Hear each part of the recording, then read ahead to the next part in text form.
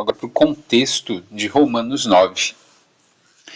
Eu vou ler os versículos mais usados, tá, para se defender uma predestinação fatalista, que são esses daqui. Romanos 9:11 diz assim: pois não tendo gêmeos ainda nascido, nem tendo praticado bem ou mal, para que o propósito de Deus segundo a eleição permanecesse firme, não por causa das obras, mas por aquele que chama, foi-lhe dito: o maior servirá o menor.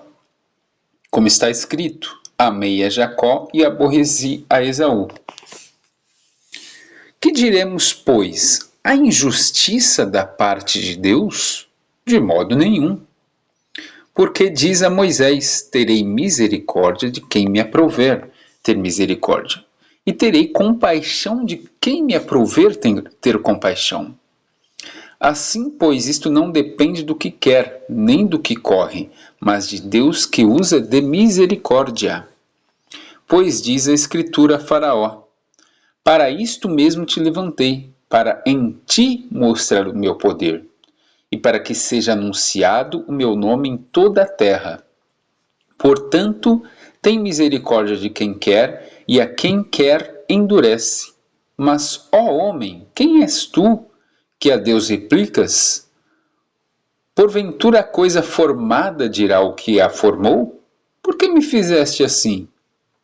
Ou não tem o oleiro poder sobre o barro, para da mesma massa fazer um vaso para uso honroso e outro para uso desonroso?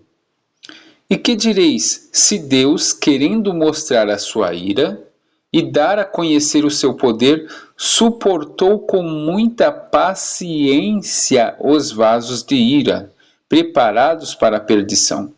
Aqui eu faço uma pergunta: por que ele vai suportar com paciência se supostamente ele mesmo criou esses vasos para a perdição? Pessoal, em minha opinião, o contexto no que Paulo se refere, ele está se referindo à nacionalidade. Vai falar de judeus e estrangeiros, correto? E vai falar da eleição. Não é à toa que ele fala: mas nem todo que nasce em Israel é israelita. Né? Você vê que é um contexto mais conectado a uma eleição não individual, mas coletiva. E também ele cita personagens bíblicos, mas num contexto de nacionalidade. E aqui ele também está engrandecendo, né, a onisciência e o poder absoluto de Deus. Mas vamos pelo contexto, ninguém vá pelas minhas palavras, vamos pelo contexto e pelas opiniões dos próprios primeiros cristãos que não estavam envolvidos nem com o catolicismo e nem com o protestantismo, e também dos próprios judeus, né, que a gente já viu. Esse é o texto da base para a doutrina que muitos defendem, né? De fato, ela é complexa, porém vamos analisar todo o contexto desse capítulo antes e depois também.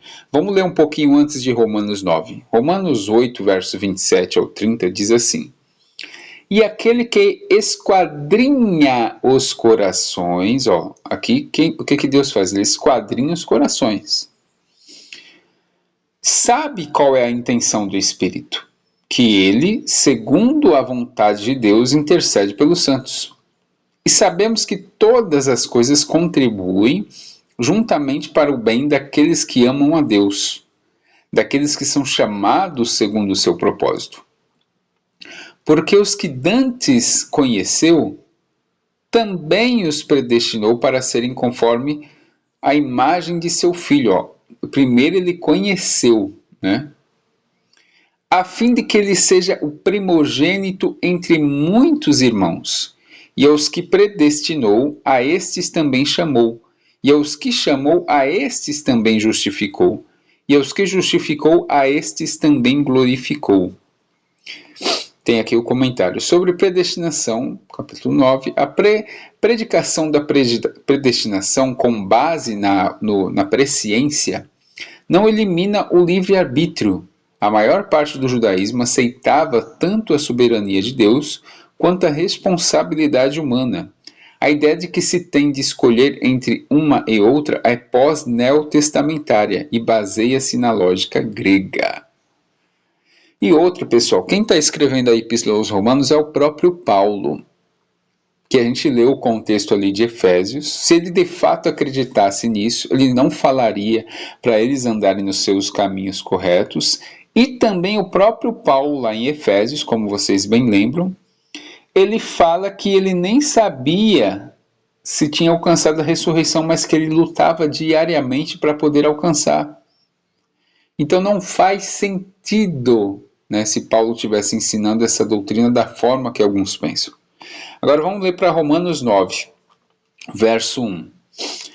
Diz assim: digo a verdade em Cristo, não minto, dando testemunho comigo a minha consciência no Espírito Santo, que tenho grande tristeza, incessante dor no meu coração. Ou seja, ele estava triste. Pelo quê? Porque eu mesmo desejaria ser separado de Cristo, por amor de meus irmãos. Por quê? Porque ele era judeu e a maior parte dos judeus não acreditavam em Jesus, que são meus parentes segundo a carne, os quais são israelitas, de quem é a adoção e a glória e os pactos e a promulgação da lei e o culto e as promessas. Ou seja, tudo isso daqui é dos israelitas. De quem são os patriarcas e de quem descende o Cristo, segundo a carne, o qual é sobre todas as coisas, Deus bendito eternamente. Amém.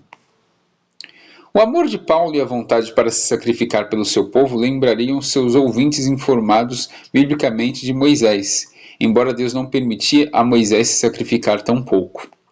Alianças. Pode ser plural para incluir uma instrução às alianças de Deus com os patriarcas, ou para a renovação frequente da sua aliança com o seu povo no Taná, também reconhecida em textos judaicos posteriores. As bênçãos que Paulo tinha designado aos crentes em Jesus pertenciam a Israel, de acordo com o Antigo Testamento, por reconhecer a Cristo como Deus, né? Para a mesma construção, Paulo faz o ponto até mais enfaticamente: o próprio Deus veio à humanidade através de Israel. Verso 6. Não que a palavra de Deus haja falhado, porque nem todos os que são de Israel são israelitas. Nem por serem descendência de Abraão são todos filhos. Mas em Isaque será chamada a sua descendência. Você está vendo que o tempo todo Paulo está falando, né, a questão mais de nacionalidade. Ele está pegando pessoas, né? Ele está pegando pessoas para representar algo maior. Ele está pegando pessoas, indivíduos, para representar algo maior, que é aquilo que eu falei. É a predestinação coletiva, o Campeonato Brasileiro. Tem 20 times, eu já tenho predestinado que um vai ser o campeão. 6 vão para a Libertadores, 4 vão ser rebaixados, está predestinado. Agora quem que vai? Vai depender do esforço de cada um. Como vimos acima, de fato Israel é eleito, porém nem todos o são, porque essa eleição é corporativa e não individual, não anula o livre-arbítrio. Ou seja, aqui Paulo em Romanos 9, ele não está ensinando uma predestinação fatalista, ele está justamente combatendo essa ideia. Porque ele fala, os israelitas, eles têm o pacto, né?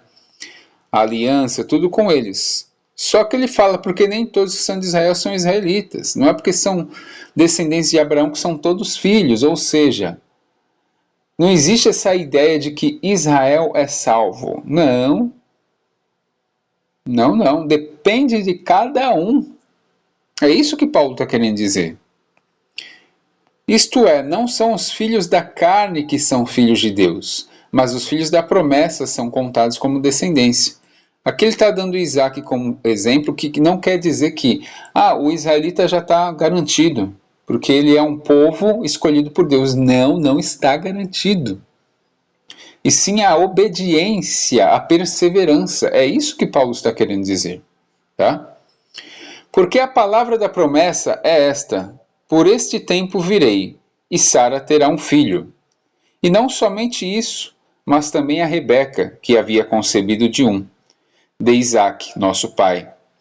Pois não tendo gêmeos ainda nascido, nem praticado bem ou mal, para que o propósito de Deus segundo a eleição permanecesse firme, não por causa das obras, mas por aquele que chama. Foi-lhe dito, o maior servirá o menor. Assim como está escrito, amei a Jacó e odiei a Esaú. Salvação não por descendência étnica. A maioria dos judeus acreditava que o seu povo estava salvo como um todo, ao contrário dos estrangeiros. A salvação de Israel começou com Deus escolhendo Abraão. Paulo discute aqui que etnia é base insuficiente para a salvação, como também é ensinado no Antigo Testamento. Deus pode salvar em quaisquer condições que ele deseje. Abraão teve 2 filhos enquanto Sara era viva, mas somente um recebeu a promessa. Isaac teve 2 filhos, mas somente um recebeu a promessa. Isso foi determinado antes do nascimento deles. Embora Deus possa ter escolhido Jacó porque já conhecia o seu coração, o ponto aqui é que Deus tem o direito para escolher entre a linha escolhida. Nem todos os descendentes de Abraão receberam a promessa. O resto do Antigo Testamento estava claro que muitos israelitas quebraram a aliança, porque a maioria dos contemporâneos de Paulo age como se coisas fossem diferentes do próprio tempo deles. Ou seja, o Paulo aqui está fazendo toda hora um contraste. Ele está querendo dizer que etnia não salva. Esse é o contexto de Romanos 9. Tá? Que diremos, pois? Há injustiça da parte de Deus? De modo nenhum.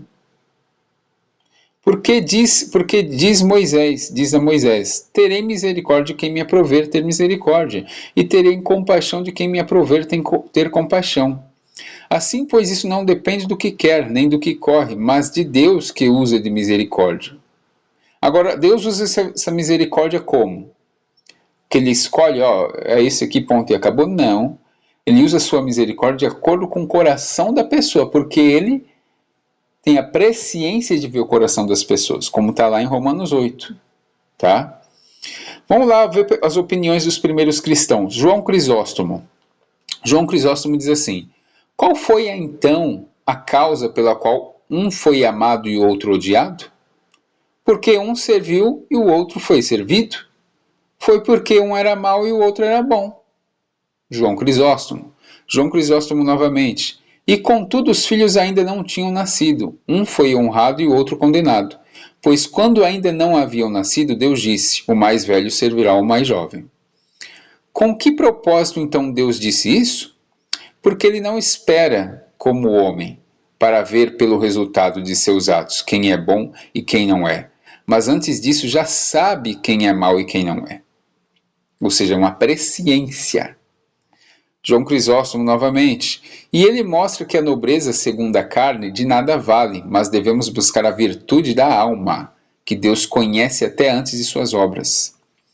João Crisóstomo novamente. Pois isto era um sinal de presciência, que eles foram escolhidos desde o próprio nascimento, para que ficasse manifestadamente claro que a eleição feita segundo a presciência era de Deus.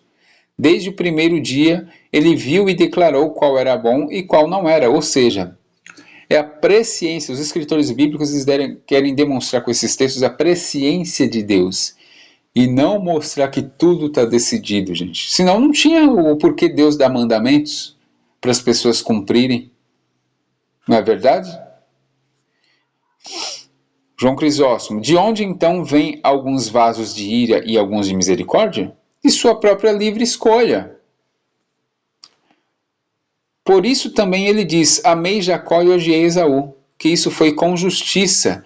Vocês de fato sabem pelo resultado, mas ele próprio, antes mesmo do resultado, já o sabia claramente. É a presciência.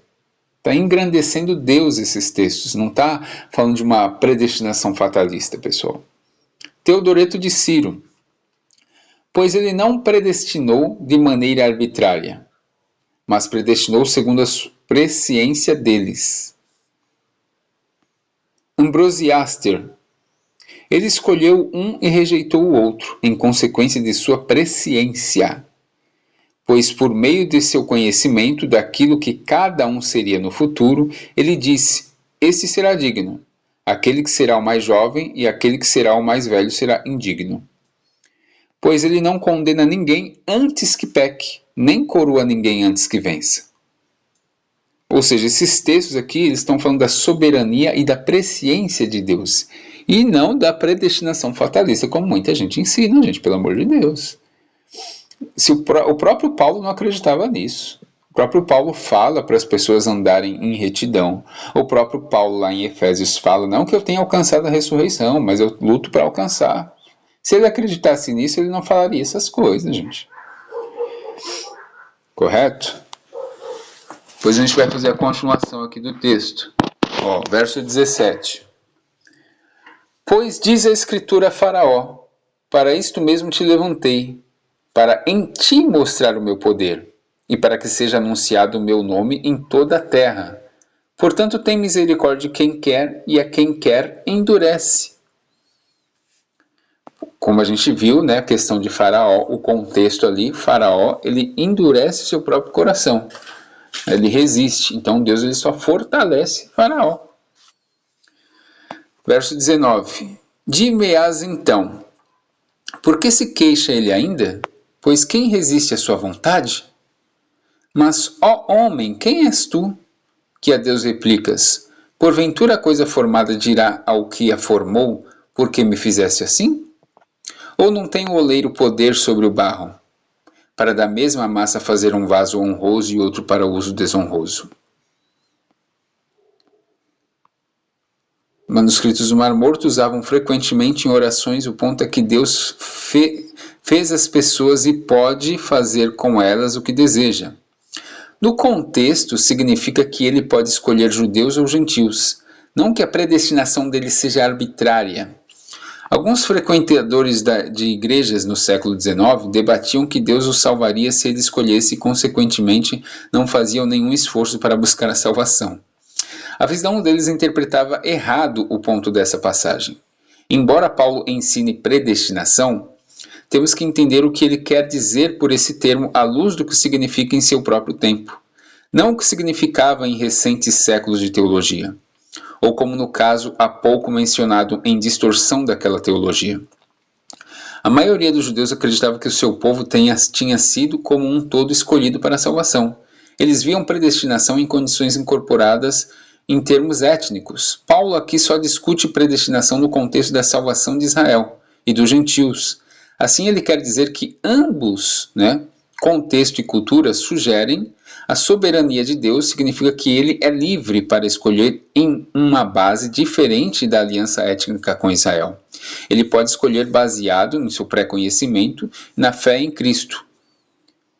Alguns estudiosos mais antigos do Novo Testamento, como Rudolf Bultmann, pensavam que Romanos 9, do 11, não tivera nada a ver com o argumento da carta, mas esses estudiosos entenderam mal Romanos. Nesta carta, Paulo põe os judeus e gentios no mesmo fundamento espiritual, ou seja, todo esse contexto de Romanos 9, que muitas pessoas pegam de forma isolada, aqui Paulo está fazendo, na verdade, ao contrário. Ele está querendo dizer que a salvação não é por etnia. É isso que ele está combatendo. Por isso que ele fala no começo de Romanos 9, nem todo que é de Israel é israelita. Entenderam, pessoal? Porque eles tinham esse pensamento, Israel, os caras ali estão garantidos, a gente que tem que lutar, não, todos são iguais. É isso que Paulo está querendo dizer. E o que o próprio Pedro falou na sua segunda carta. Algumas pessoas distorcem as cartas de Paulo por elas terem pontos difíceis. E é isso que as pessoas estão fazendo por aí. Verso 22 de Romanos 9. E que direis? Se Deus, querendo mostrar a sua ira e dar a conhecer o seu poder, suportou com muita paciência os vasos de ira preparados para a perdição. Como é que ele vai suportar uma coisa com paciência se supostamente ele mesmo que fez? Vocês veem que não tem sentido? A interpretação de algumas pessoas?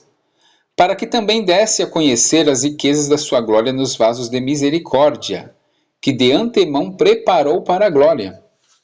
Comentário de Pelágio. Ele diz assim, também Jacó e Esaú, que nasceram de Rebeca de uma só concepção, foram separados aos olhos de Deus antes de nascerem por causa de sua fé futura. de modo que o plano de Deus de escolher o bem e rejeitar o mal já existia em sua presciência. Está deixando bem claro, em sua presciência. Terei misericórdia daquele que previ que seria capaz de merecer compaixão. E sobre Faraó, ao completar a medida de seus pecados, pessoas como Faraó tornam-se vasos dignos de ira e por sua própria ação preparam-se para a destruição. Aqui ele faz um contraste entre os vasos da ira, que seriam os gentios, e os vasos da glória, que eram os israelitas. Correto? É isso, esse é o contexto da carta de Paulo. João Crisóstomo, de onde então vêm alguns vasos de ira e alguns de misericórdia? De sua própria livre escolha. Aqui a gente já leu, né, João Crisóstomo, os comentários. E se ele não foi salvo, isso se deveu inteiramente à sua própria vontade, pois quanto ao que dependia de Deus, ele havia feito tanto por ele quanto por aqueles que foram salvos. João Crisóstomo novamente. Aqui ele não diz isso para eliminar o livre-arbítrio, mas para mostrar até que ponto devemos obedecer a Deus. Verso 24 de Romanos 9. Os quais somos nós, a quem também chamou, não só dentre os judeus, mas também dentre os gentios? Como diz ele também em Oséias, chamarei o meu povo ao que não era meu povo, e a amada que não era amada. E sucederá que no lugar em que lhes foi dito, vós não sois meu povo, aí serão chamados filhos do Deus vivo. A gente sabe que o contexto de Oséias aqui está falando do exílio, correto? Mas aí Paulo faz uma reaplicação para os estrangeiros. Aqui Paulo quer dizer que Deus tolerou aqueles que permaneciam no mal por causa daqueles que seriam salvos, em lugar de um fim do mundo imediatamente. No contexto de Oséias 2,23, o que Paulo cita refere-se a Deus estar restabelecendo Israel, apesar de tê-lo abandonado temporariamente. Se Deus pudesse abandonar, mas por conseguinte restabelecer Israel, ele também poderia enxertar gentios em Israel, se esse fosse o seu desejo. Observação: o contexto de Oséias fala do próprio povo de Israel e da restauração deles. No caso, antes não eram um povo, porque não obedeciam. Paulo provavelmente utiliza o método pardês, para dar um novo significado ao contexto e implantar os estrangeiros. Verso 27 de Romanos 9. Também Isaías exclama acerca de Israel: ainda que o número dos filhos de Israel seja como a areia do mar, o remanescente é que será salvo. Aqui ele tira de Isaías 10, tá? E está falando do restante ali das tribos do norte. Porém, Paulo pega num contexto e fala que quem vai ser salvo de fato é os que permanecerem, os fiéis. O que sobra, o que permanece, restante, preservado, é um termo usado para algo que não foi destruído, não foi rejeitado e não foi eliminado, apesar de um juízo ou crise.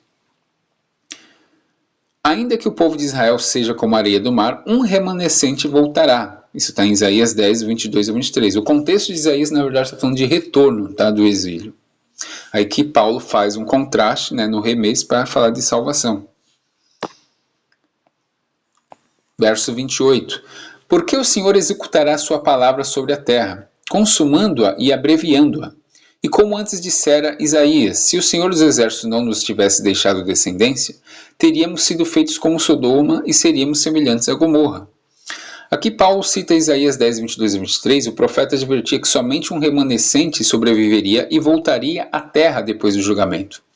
Se Deus salvará somente um remanescente no Antigo Testamento e prometerá que somente um remanescente sobreviveria ao julgamento, Paulo pergunta o que fazem os judeus do seu próprio tempo se sentirem seguros de que a sua condição de serem judeus os salvará.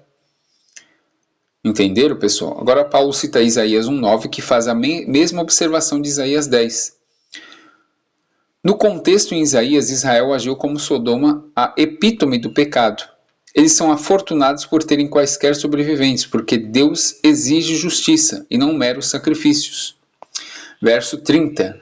Que diremos, pois? Que os gentios que não buscavam a justiça alcançaram a justiça, mas a justiça que vem da fé.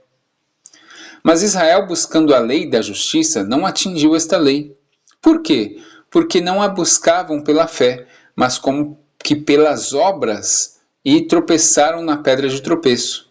Aqui as obras, pessoal, não está falando em praticar a lei, porque a lei de Deus tem que ser praticada, tá? Aqui ele está fazendo de um termo técnico que é obras da lei. As obras da lei são coisas específicas, tá? Inclusive tem nos manuscritos do Mar Morto, desde o século II a.C., as obras da lei são justamente aquelas coisas que a Epístola aos Hebreus fala que é abrogado. Que é o quê? As ofertas de cereais, sacrifícios, pureza ritual, né? O templocentrismo, tudo isso. Isso que são obras da lei, e não praticar a lei. Verso 33. Como está escrito, eis que eu ponho em Sião uma pedra de tropeço, e uma rocha de escândalo, e quem nela crer não será confundido.